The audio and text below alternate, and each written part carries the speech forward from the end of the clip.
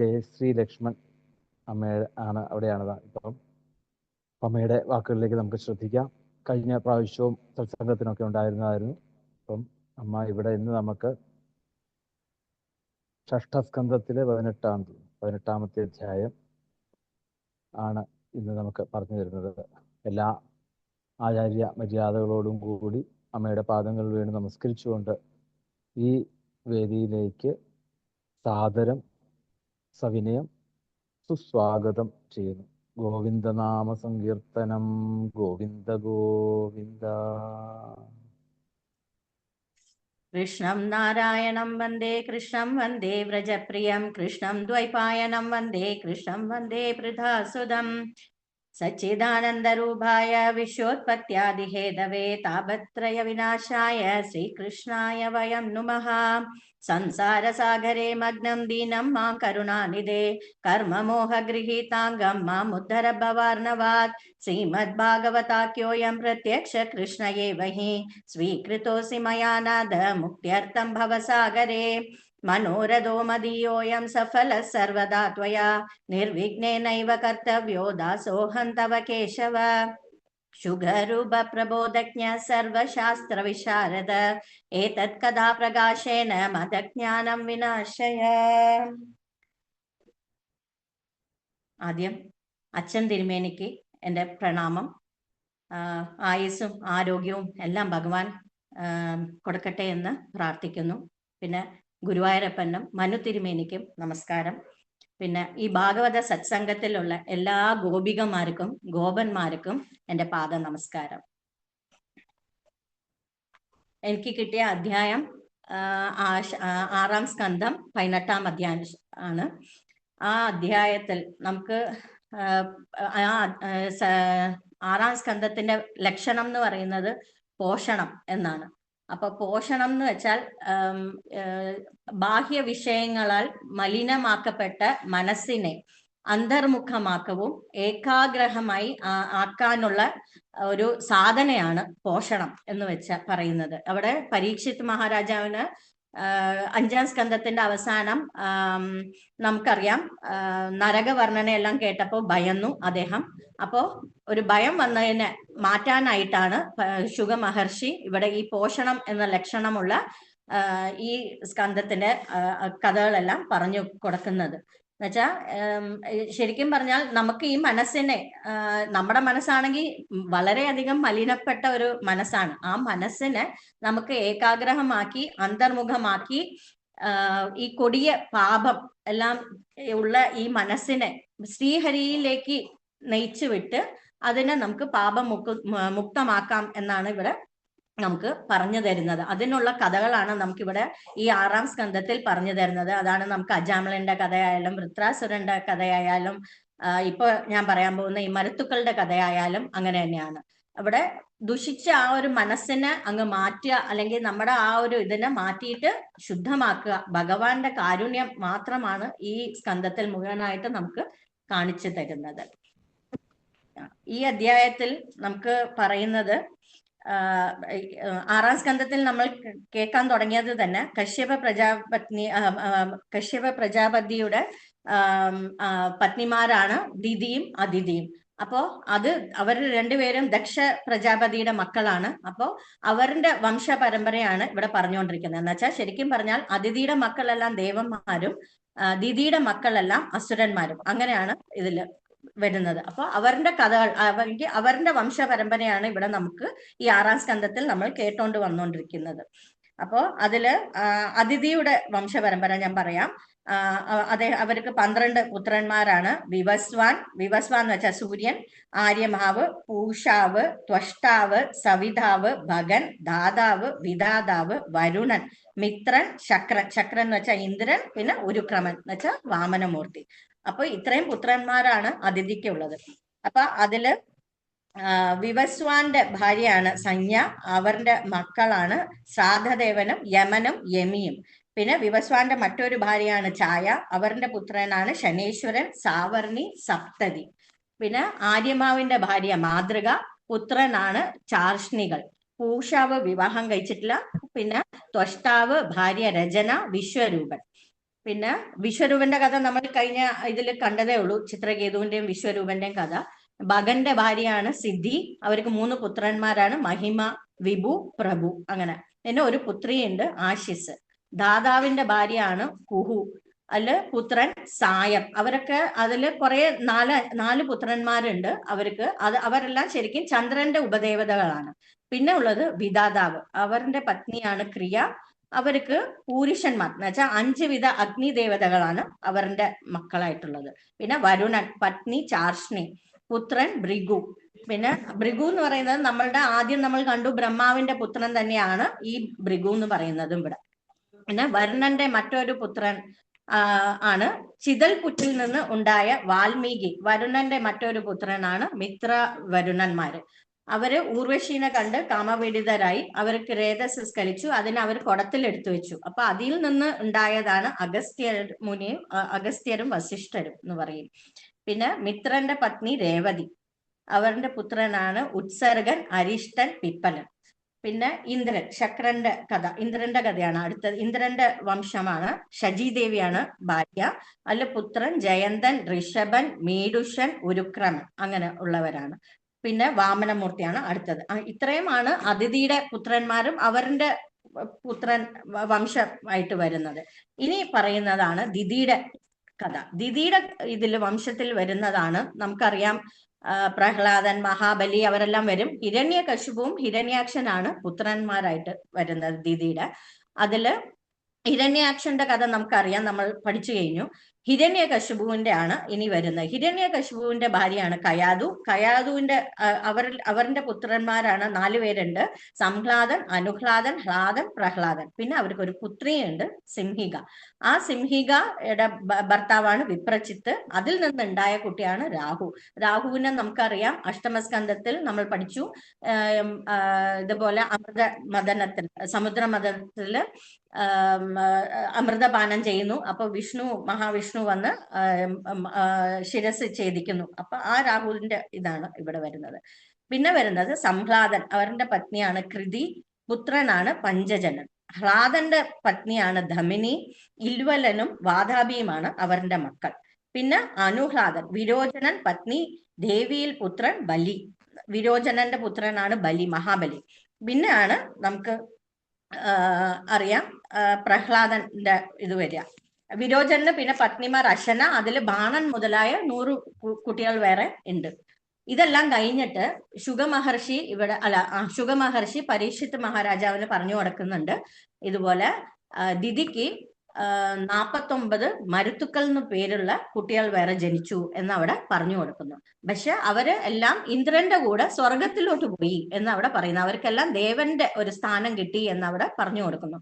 അത് കേട്ടപ്പോഴാണ് പരീക്ഷിത്ത് മഹാരാജാവ് ഇവിടെ ചോദിക്കുന്നത്, അതെങ്ങനെ അസുരനായിട്ട് ജനിച്ചിട്ട് അവരെല്ലാം അസുര വംശത്തിൽ ജനിച്ചിട്ട് അവർക്ക് എങ്ങനെയാണ് ഈ ഒരു ദേവതകളായി ഭവിച്ചത്, എങ്ങനെയാണ് ഇന്ദ്രന്റെ കൂടെ അവരെങ്ങനെ സ്വർഗത്തിലോട്ട് പോയി എന്നവിടെ പരീക്ഷിത്ത് മഹാരാജാവ് ചോദിക്കുന്നു. പിന്നെ നമ്മൾ ഇവിടെ മനസ്സിലാക്കേണ്ട വേറൊരു കാര്യം എന്താന്ന് വെച്ചാൽ, ഈ ഭാഗവതം മുഴുവനായിട്ട് പരീക്ഷത്തിന്റെയും ശുഗമഹർഷിയുടെയും സംവാദങ്ങളാണ്. അവരുടെ മാത്രമല്ല പല സംവാദങ്ങളിലായിട്ടാണ് വരുന്നത്. അതില് പരീക്ഷിത്ത് മഹാരാജാവിന്റെ സംശയങ്ങൾക്കുള്ള ഉത്തരത്തിന്റെ രീതിയിലാണ് ഇവിടെ നമുക്ക് ഭാഗവതം കിട്ടിയിരിക്കുന്നത്. അപ്പോൾ അവർ രണ്ടുപേരുടെ സംവാദമാണ്. പരീക്ഷിത്ത് മഹാരാജാവിന്റെ സംശയങ്ങൾക്കനുസരിച്ചാണ് ഈ കഥകളെല്ലാം വരുന്നത്. അത് പറയാൻ കാരണം എന്താന്ന് വെച്ചാൽ, ഈ ഒരു മരുത്തുക്കളുടെ കഥ വരുന്നത് ഹിരണ്യകശിപുവും ഹിരണ്യാക്ഷന്റെയും വധം കഴിഞ്ഞതിന് ശേഷമാണ്. പക്ഷെ നമ്മൾ ഇനി അടുത്ത സ്കന്ധത്തിലാണ് ശരിക്കും ഹിരണ്യാക്ഷന്റെ കഥ നമ്മൾ കേൾക്കാൻ പോകുന്നത്. നരസിംഹാവതാരം എല്ലാം വരുന്നത് 7ാം സ്കന്ധത്തിലാണ്. പക്ഷെ ഇവിടെ ഈ ഒരു ഇത് വരുന്നത് രണ്ടുപേരുടെയും മരണം കഴിഞ്ഞതിന് ശേഷമാണ്. ഹിരണ്യാക്ഷന്റെയും ഹിരണ്യകശിപുവിന്റെയും മരണത്തിന്റെ ശേഷമാണ് ഈ ഒരു എന്താ പറയാ സ്ഥിതി, അല്ലെങ്കിൽ ആ ഒരു കൃത്യം വാക്ക് എനിക്ക് കിട്ടുന്നില്ല, ഈ ഒരു സംശയം ഇവിടെ ഈ ഒരു കഥ നടക്കുന്നത് എന്ന് പറയാം നമുക്ക്.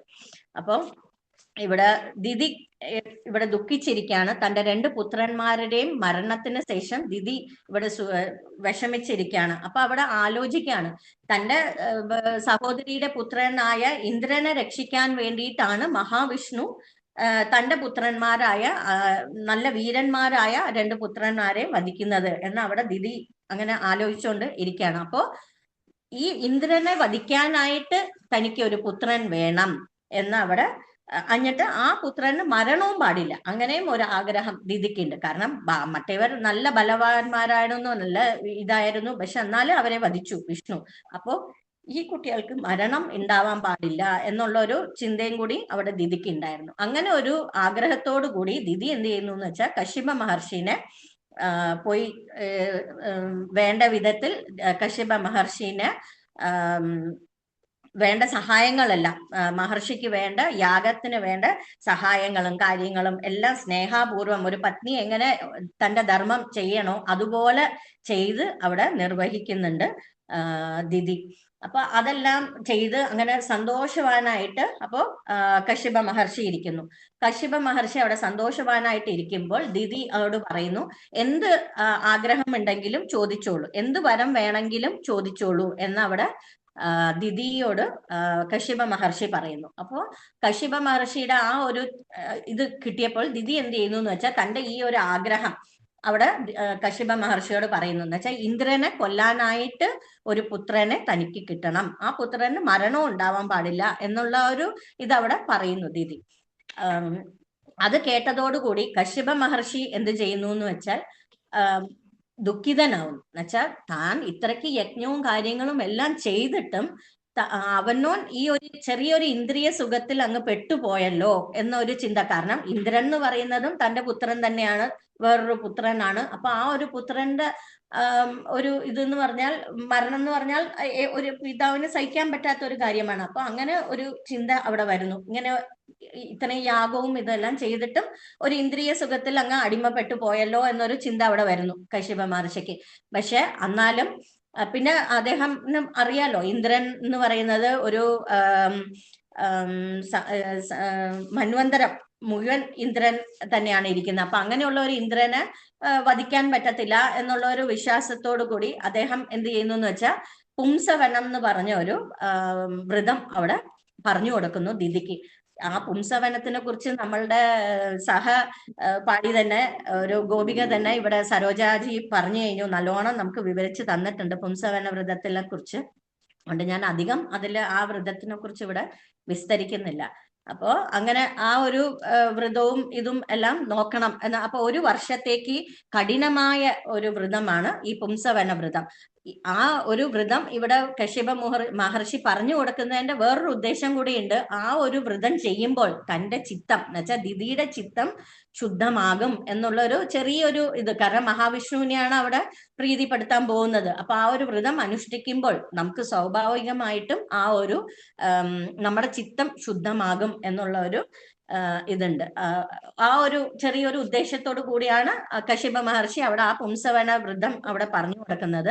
പിന്നെ അവിടെ പറയുന്നുമുണ്ട് ഇതുപോലെ നീ വ്രതത്തിൽ എന്തെങ്കിലും ഒരു ഭംഗം വരുത്തിയാൽ, ഈ ചെയ്യേണ്ട വ്രതത്തിൽ ഒരു ഭംഗം വരുത്തിയാൽ തന്നെ നീ ഉദ്ദേശിച്ച കാര്യം നടക്കില്ല. എന്ന് വെച്ചാൽ ഇന്ദ്രനെ കൊല്ലാനായിട്ട് പ്രാപിക്കാൻ ഒരു പുത്രൻ വേണമെന്ന് ചോദിച്ചത് അവസാനം ഇന്ദ്രന്റെ തന്നെ ഒരു സഹോദരനായി തീരും എന്ന് അവിടെ പറയുന്നുണ്ട് കശ്യപ മഹർഷി. അതും കൂടി പറഞ്ഞാണ് ഈ വ്രതത്തിന്റെ കാര്യങ്ങൾ അവിടെ പറയുന്നത്.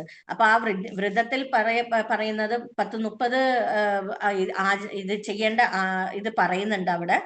ഒരു ജീവികളെയും ദ്രോഹിക്കരുത്, അസത്യം പറയരുത്, പിന്നെ ശരീരഭാഗങ്ങളെ നഖം തലമുടിയൊന്നും വെട്ടാൻ പാടില്ല, പിന്നെ വെള്ളത്തിൽ ഇറങ്ങി കുളിക്കരുത്, ദുർഗാദേവിക്ക് വെക്കുന്ന പ്രസാദത്തിന് എടുത്ത് കഴിക്കാൻ പാടില്ല. അങ്ങനെ കുറേ ഇത് പറയുന്നുണ്ട്, ചിട്ടകൾ ആ വ്രതത്തിനെ കുറിച്ച് അവിടെ പറഞ്ഞു കൊടുക്കുന്നുണ്ട്. ഭക്ഷണ കാര്യത്തിൽ എന്തൊക്കെ ഇത് പാലിക്കണം, അങ്ങനെ പല കാര്യങ്ങളും അവിടെ പറഞ്ഞ് 30-31 കാര്യങ്ങൾ അവിടെ ആ വ്രതത്തിന് അനുഷ്ഠിക്കേണ്ട രീതിയെല്ലാം അവിടെ പറഞ്ഞു കൊടുക്കുന്നുണ്ട്. ഇതെല്ലാം ചെയ്തതിന് ശേഷം അപ്പോ ദിതി പറയുന്നു ശരി ഞാൻ ഇതെല്ലാം നോറ്റോളാം എന്ന് പറയുന്നുണ്ട്. അങ്ങനെ ഇരിക്കെ ദിതി ഗർഭവതിയായി. അപ്പോ ഈ ഇത് മനസ്സിലാക്കി എന്നുവെച്ചാൽ ദിതി ഗർഭവതിയായി. അപ്പോ ഇന്ദ്രന് മനസ്സിലായി തന്നെ കൊല്ലാനായിട്ട്. ഇന്ദ്രന് എപ്പോഴും അങ്ങനെ ഒരു സ്വഭാവമാണല്ലോ, തന്റെ ശത്രുക്കളെ ഒക്കെ പെട്ടെന്ന് മനസ്സിലാക്കി അവരെങ്ങനെങ്കിലും ഹനിക്കാം ആദ്യം തന്നെ എന്ന് വിചാരിച്ചിട്ട് അദ്ദേഹം എന്ത് ചെയ്യുന്നു എന്ന് വെച്ചാൽ ദിതിയുടെ കൂടെ ഇങ്ങനെ ഒരു ബ്രഹ്മചാരി രൂപത്തിൽ ആ ആശ്രമത്തിൽ വന്ന് താമസിക്കുന്നു. ദിതിക്ക് വേണ്ട ഈ വ്രതം ചെയ്യാനായിട്ട്, അനുഷ്ഠിക്കാനായിട്ട് വേണ്ട സഹായങ്ങളെല്ലാം ദിവസവും വേണ്ട കാര്യങ്ങൾ, പുഷ്പങ്ങളായാലും ഫലങ്ങളായാലും എല്ലാം അവിടെ എത്തിച്ചു കൊടുത്ത് വേണ്ട കാര്യങ്ങളെല്ലാം അവിടെ ചെയ്തുകൊണ്ടിരിക്കുന്നു. ഇന്ദ്രൻ കൂടെ ഇരിക്കുന്നത് എന്തെങ്കിലും ഒരു ഭംഗം വരുമോ ഈ വ്രതത്തിൽ എന്ന് അറിയാനും നോക്കാനും ആ ഒരു അവസരം മുതലെടുക്കാൻ വേണ്ടിയിട്ട് തന്നെയാണ്. അപ്പൊ അങ്ങനെ ഇരിക്കുന്നു. അങ്ങനെ ഇരിക്കുമ്പോൾ ഒരു ദിവസം ദിതി എന്ത് ചെയ്യുന്നു എന്ന് വെച്ചാൽ ക്ഷീണിതയാവുന്നു. ഈ ഒരു വ്രതം എടുത്ത്, വളരെ കഠിനമായ വ്രതമാണ്. അപ്പൊ ആ ഒരു വ്രതം എടുത്ത് ദിതി ക്ഷീണിതയായി ഒരു ദിവസം സന്ധ്യാ നേരത്ത് തലമുടി വിരിച്ചിട്ട് കിടന്നുറങ്ങുന്നു. ആ ഒരു സമയം നോക്കി ഇന്ദ്രൻ എന്ത് ചെയ്യുന്നു എന്ന് വെച്ചാൽ ആ ഗർഭത്തിൽ, ദിതിയുടെ ഗർഭത്തിൽ കയറുന്നു. ആ കുട്ടീനെ 7 കഷ്ണങ്ങളാക്കി ആദ്യം മുറിക്കുന്നു. അപ്പൊ മുറിച്ചപ്പോ എന്ത് പറ്റിയെന്ന് വെച്ചാൽ ഈ ഒരു വ്രതം നമ്മൾക്കറിയാം, ഭഗവാനെ ഇത് ചെയ്തുകൊണ്ടാണ് നമ്മൾ ഒരു വ്രതം അല്ലെങ്കിൽ ഒരു പൂജ ചെയ്യുന്നെങ്കിൽ അതിന്റെ ബലം എന്തായാലും ആ ഒരു ഇത് കിട്ടും നമുക്ക്. അപ്പോ ആ ഒരു വ്രതം അതും ഇത്രയും നാൾ, 1 സംവത്സര കാലം ശരിക്കും പറഞ്ഞാൽ ദിതി നന്നായിട്ട് തന്നെയാണ്, ഒരു വീഴ്ചയും വരുത്താതെ നല്ല രീതിക്ക് തന്നെയാണ് ആ വ്രതം ചെയ്തുകൊണ്ടിരുന്നത്. അപ്പോ അങ്ങനെ ഇരിക്കുമ്പോൾ ആ ദിതിക്ക്, ആ കുട്ടിക്ക് എന്ത് പറ്റിയെന്ന് വെച്ചാൽ കുട്ടി മരിച്ചില്ല. അവരെല്ലാം ആ 7 കഷ്ണവും കുട്ടികളായി. ആ 7 കുട്ടികളായി അവര്. ആ 7നെ പിന്നെയും 7 ആയിട്ട് മുറിച്ചു. അപ്പൊ അങ്ങനെ 49 കുട്ടികളായി. അപ്പൊ ആ 49 കുട്ടികളും അവിടെ കരയാൻ തുടങ്ങി. കരഞ്ഞപ്പോൾ ഇന്ദ്രൻ മാരോതി മാരോതി എന്ന് പറയുന്നത്, കരയരുത് കരയരുത് എന്ന് അവിടെ പറയുന്നുണ്ട്. അപ്പൊ അങ്ങനെയാണ് ശരിക്കും പറഞ്ഞാൽ ഇവർക്ക് മരുത്തുക്കൾ എന്നൊരു പേര് കിട്ടുന്നതെന്ന് അവിടെ പറയുന്നുണ്ട്. അപ്പൊ തന്റെ ഈ സഹോദരങ്ങളുടെ കൂടെ തന്നെ ഇന്ദ്രൻ ആ ഗർഭത്തിൽ നിന്ന് പുറത്തു വരുന്നു. അപ്പൊ ദിതി കണ്ണ് തുറന്ന് നോക്കുമ്പോൾ എന്ത് സംഭവിക്കുന്നു എന്ന് വെച്ചാൽ കാണുന്നത് ഈ 49 കുട്ടികളും ഇന്ദ്രനും കൂടെ അവിടെ നിൽക്കുന്നതാണ് അവിടെ കാണുന്നത്. അപ്പോ ദിതി എന്ത് ചെയ്യുന്നു എന്ന് വെച്ചാൽ ദിതിക്ക് ഭയങ്കര വിഷമായി. ഞാൻ ഒരു കുട്ടിയുടെ എന്നെ അല്ലേ ആഗ്രഹിച്ചുള്ളൂ, ഇന്ദ്രനെ കൊല്ലാനായിട്ടുള്ള ഒരു കുട്ടീനെ ഞാൻ ആഗ്രഹിച്ചുള്ളൂ. പക്ഷെ എനിക്കിവിടെ 49 കുട്ടികളായി. അപ്പൊ അവിടെ എന്തോ ഒരു ചതി നടന്നിട്ടുണ്ട് എന്നുള്ളത് ദിതിക്ക് മനസ്സിലായി. അപ്പൊ ദിതി ഇന്ദ്രനോട് ചോദിക്കുന്നു, എന്താണ് ഇവർ സംഭവിച്ചത്, എനിക്ക് സത്യമായിട്ട് കാര്യങ്ങൾ പറഞ്ഞു തരണം എന്ന് അവിടെ ദിതി പറയുന്നു. അപ്പൊ ഇന്ദ്രൻ പറയുന്നു, ഇങ്ങനെ അമ്മ ഈ ഒരു വ്രതത്തിൽ ഒരു ഭംഗം വരുത്തി. അപ്പൊ ഞാൻ ആ ഗർഭത്തിൽ കയറി കുട്ടികളെ വധിക്കാൻ ശ്രമിച്ചു. പക്ഷെ അവരാരും മരിച്ചില്ല. അമ്മയുടെ ആ ഒരു വ്രതത്തിന്റെ ആ ഒരു ഫലമായിട്ട് അവരാരും മരിച്ചില്ല. അപ്പൊ ഞങ്ങൾ എല്ലാവരും ഇങ്ങനെ ഗർഭത്തിൽ നിന്ന് പുറത്തു വന്നതാണ് എന്നുള്ള കാര്യം അവിടെ ഇന്ദ്രൻ പറയുന്നു. ഇത് കേട്ടപ്പോൾ ദിതിക്ക് എന്താവുന്നു എന്ന് വെച്ചാൽ എന്താ പറയാ, ദിതിയുടെയും മനസ്സ് അവിടെ ശുദ്ധമായി. അതാണ് ഞാൻ ആദ്യം തന്നെ പറഞ്ഞത്, 6ാം സ്കന്ധത്തിൽ ഈ പോഷണം, ആ ലീല അവിടെ കാണിക്കുന്നത് അങ്ങനെയാണ്. നമ്മൾ ഒരു വ്രതം, ഒരു ഇത് ഭഗവാനിൽ, നമ്മുടെ മനസ്സിനെ ഭഗവാനിൽ അർപ്പിച്ച് നമ്മൾ ഒരു കാര്യം ചെയ്തു കഴിഞ്ഞാൽ അത് നമ്മളുടെ ചിത്തത്തിന്, നമ്മളുടെ എത്ര ദുഷിച്ചമായ മനസ്സാണെങ്കിൽ പോലും അതിനെ നമുക്ക് ശുദ്ധമാക്കും. ഭഗവാന്റെ ഒരു കാരുണ്യമാണ് അത് നമുക്ക് അവിടെ കാണിക്കുന്നത്. അപ്പോ ദിതി ഇത് കേട്ടതോടുകൂടി ദിതിക്ക് സന്തോഷമായി. ദിതി ഇന്ദ്രനെ ക്ഷമിച്ചു. അപ്പൊ ദിതിയുടെ മനസ്സിന്റെ ആ ഒരു മാലിന്യവും മാറി. നമുക്ക് അതാണ് മനസ്സിലാക്കേണ്ടത് അവിടെ. അപ്പൊ മാലിന്യം മാറി. ദിതിയും അപ്പോ ഇന്ദ്രനെ ക്ഷമിച്ചു. എന്നിട്ട് ഇന്ദ്രൻ ഈ കുട്ടികളോട് കൂടി തന്നെ സ്വർഗത്തിലോട്ട് പോയി. അതാണ് ഈ മരുത്തുക്കളുടെ കഥ. അപ്പൊ ഇങ്ങനെ ശുഗ മഹർഷി അവിടെ പറഞ്ഞു കൊടുക്കുകയാണ് പരീക്ഷത്തിന്, ഇങ്ങനെ മഹാവിഷ്ണുവിനെ ഇങ്ങനെ ധ്യാനിച്ചാൽ, ഒരു വ്രതം അനുഷ്ഠിച്ച് ധ്യാനിച്ചാൽ നമുക്ക് നമ്മുടെ മനസ്സ് എത്ര ചീത്തയാണെങ്കിൽ പോലും, എത്ര മലിനങ്ങൾ അതിലുണ്ടെങ്കിൽ പോലും ഭഗവാന്റെ കാരുണ്യം കൊണ്ട് അതെല്ലാം മാറിക്കിട്ടും എന്നവിടെ പറഞ്ഞു തരാണ്. ഇതാണ് ഈ അധ്യായത്തിൽ പറഞ്ഞിട്ടുള്ളത്. കായേന വാചാ മനസേന്ദ്രിയേ വാ ബുദ്ധ്യാത്മനാ വാ പ്രകൃതേ സ്വഭാവാത് കരോമി യദ്യത് സകലം പരസ്മൈ നാരായണായേതി സമർപ്പയാമി. എല്ലാം ആചാര്യന്റെയും ഭഗവാന്റെയും പാദത്തിൽ നമസ്കരിക്കുന്നു. ഇവിടെ ആ പുംസവന വ്രതത്തെ കുറിച്ച്, അതുപോലെ തന്നെ പോഷണം എന്നുള്ള ലീല ഭംഗിയായിട്ട് നമുക്ക് ഒഴുക്കോടുകൂടി കുറച്ച് നേരത്തേക്ക് നമ്മളെ തന്നെ അല്ലേ ആ ഷഷ്ഠസ്കന്ധത്തിലേക്ക് കൂട്ടിക്കൊണ്ടുപോയി വിസ്തരിച്ച് പറഞ്ഞു തന്നു. അത് വലിയൊരു സന്തോഷം. ഇപ്പം ഞാൻ തീരുമാനിച്ചു, ഇനി അടുത്ത തവണ പ്രഭാഷണങ്ങൾ പറയുമ്പം ഓരോ ഡിസ്ട്രിക്റ്റ് ബേസ് ആക്കാൻ പോവുക. അങ്ങനെയാണെങ്കിൽ കോട്ടയത്തിന് നല്ല പോയിന്റ് കിട്ടും. ഈ വർഷം ഏറ്റവും കൂടുതൽ പോയിന്റ് കോട്ടയത്തിനാണ് കിട്ടിയിരിക്കുന്നത് അല്ലേ.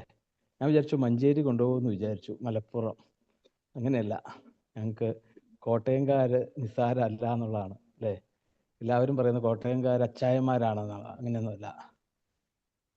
എന്തായാലും വളരെ സന്തോഷം ഇതൊക്കെ കേൾക്കുമ്പോൾ. കാരണം ഇവരെയൊക്കെ നമ്മൾ വല്ലപ്പോഴും ഉപാസനയിലോ അല്ലെങ്കിൽ സപ്താഹത്തിലോ വായിച്ച് ഉള്ള ഇതല്ലേ ഉള്ളൂ. അപ്പം ഈ ഒരു വേദിയിലേക്ക് അവരുടെ വ്യക്തിത്വങ്ങളെ അറിയുന്നത് ഇങ്ങനെ ഇൻഡിവിജ്വൽ ആയിട്ടുള്ള പെർഫോമൻസ് വരുമ്പോഴാണ് ശരിക്കും.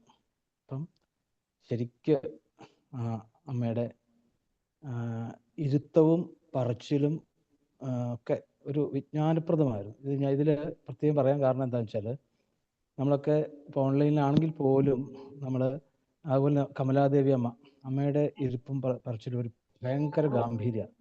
ആ ഒരു ഇത് തന്നെ അതേപോലെ തന്നെയായിരുന്നു ശരിക്കും. ഇപ്പം ഒരു മാതൃകയാക്കേണ്ടതാണ് ശരിക്കും. നല്ല ഒരു സ്റ്റാൻഡേർഡാണ് ശരിക്കും പറഞ്ഞാൽ ആ പ്രഭാഷണ ശൈലിയുടെ ഒരു മഹത്വം.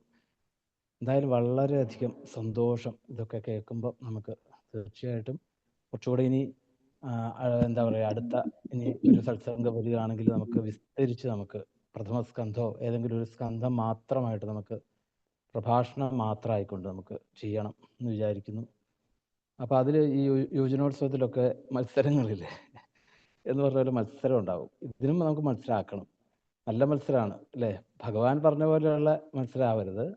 കാമക്രോധ ലോഭമോഹമത മാത്സര്യമല്ല, അല്ലാതെയുള്ള മത്സരം. എന്തിന്? ഈശ്വരനെ അറിയാൻ വേണ്ടിയിട്ടുള്ള ഒരു മത്സരം. അപ്പോൾ നമുക്കറിയാം മലപ്പുറമാണോ തൃശ്ശൂരാണോ കോട്ടയാണോ മുമ്പിൽ നിൽക്കുന്നതെന്നല്ലേ. എന്തായാലും അതിനായിട്ട് നമുക്കിനി ഒരു 7 ദിവസമോ 3 ദിവസമായിട്ട് ഓരോ സ്കന്ധങ്ങളായിട്ട് നമുക്ക് ചെയ്യണം. നോക്കട്ടെ, സമർപ്പണ സമയത്ത് നമുക്ക് തീരുമാനിക്കാം ഇനി അതെന്ന് വേണം എന്നുള്ളത്. അപ്പോൾ ഇപ്പോഴേ പ്രിപ്പയർ ചെയ്യാമല്ലോ ഓരോരുത്തർക്കും അല്ലേ. വളരെ വളരെ വളരെ വളരെ സന്തോഷം. എന്തായാലും അമ്മയുടെ ആ വ്യക്തിത്വത്തെ അല്ലേ, ഓരോരുത്തരുടെയും വ്യക്തിത്വം നമ്മൾ ഇങ്ങനെയാണല്ലോ അറിയുന്നത്, ഓരോരുത്തരെയും സ്പെഷ്യലായിട്ട് അറിയുന്നത്. ഇപ്പോൾ ഗുരുവായൂരപ്പൻ നിശ്ചയിച്ച ഓരോരുത്തരും കൊണ്ടുവന്നത്. ഞാൻ ആരുടെയും പേര് പ്രിഫർ ചെയ്തിട്ടില്ല, എല്ലാം ഗുരുവായൂരപ്പനാണ് നിശ്ചയിക്കുന്നത് അല്ലേ. കഴിഞ്ഞ പ്രാവശ്യം തൊട്ടാ അപ്പോഴാണ് ഈ മിനി വിജയനും ഓരോരുത്തരൊക്കെ പൊങ്ങി പൊങ്ങി വന്നത് അല്ലേ. അപ്പം അതാണ് ഗുരുവായൂരപ്പൻ്റെ കാരുണ്യം, ഓരോരുത്തരെയും ഉയർത്തിക്കൊണ്ട് വരിക എന്നുള്ളതാണ്. അപ്പം നമുക്ക് ഇനിയിപ്പം പാരായണത്തിലേക്ക് പ്രവേശിക്കാം. ഇനി നമുക്ക് ദ്വാദശ സ്കന്ധം 5 വരെ പാരായണമുണ്ട്. അതിനുശേഷം നമുക്ക് ഉച്ചയ്ക്ക് ശേഷം ബാക്കിയുള്ള ഭാഗങ്ങൾ പാരായണം ചെയ്യാം. ഗോവിന്ദനാമ സങ്കീർത്തനം ഗോവിന്ദ ഗോവിന്ദ പറഞ്ഞ പോലെ ആ ജയശ്രീ ലക്ഷ്മൺ അമ്മയുടെ പാദങ്ങളിൽ നമസ്കരിക്കുന്നു. ഇനിയും ആയുസോളം ആരോഗ്യത്തോടു കൂടി ഗുരുവായൂരപ്പനെ സേവിക്കാനും, ഇതുപോലെ തന്നെ എത്ര ഭംഗിയായിട്ടാണ് പറയുന്നത്. അത് ഇനി അവസരങ്ങൾ അല്ലേ, നമുക്ക് നമ്മുടെ ഇതിൽ തന്നെ ധാരാളം അവസരങ്ങൾ കൊടുക്കണം. ഓരോരോ വിഷയങ്ങൾ ഇതുപോലെ ആധികാരികമായിട്ട് പഠിച്ചു പറയാനുള്ള ഒരു പ്രവണത കാണിക്കുമ്പോൾ നമ്മൾ അതിനനുസരിച്ചൊരു സാഹചര്യങ്ങൾ ഒരുക്കുക. അതാണ് ഞാൻ ഉദ്ദേശിച്ച സത്യത്തിൽ. ഓരോ സ്കന്ധങ്ങൾ പറയുമ്പോൾ അതിനൊരു പ്രത്യേക ഇതുണ്ടാവും. അപ്പം അതിനൊക്കെ ഗുരുവായൂരപ്പൻ ആയുസ് കൊടുക്കട്ടെ, ആരോഗ്യം കൊടുക്കട്ടെ. ഇനിയും പാടാനും പാരായണം ചെയ്യാനും പ്രഭാഷണം ചെയ്യാനും ഒക്കെ നമുക്ക് ആത്മാർത്ഥമായിട്ട് അമ്മയ്ക്ക് വേണ്ടിയിട്ട് ഗുരുവായൂരപ്പൻ്റെ പാദങ്ങളിൽ നമസ്കരിക്കുന്നു.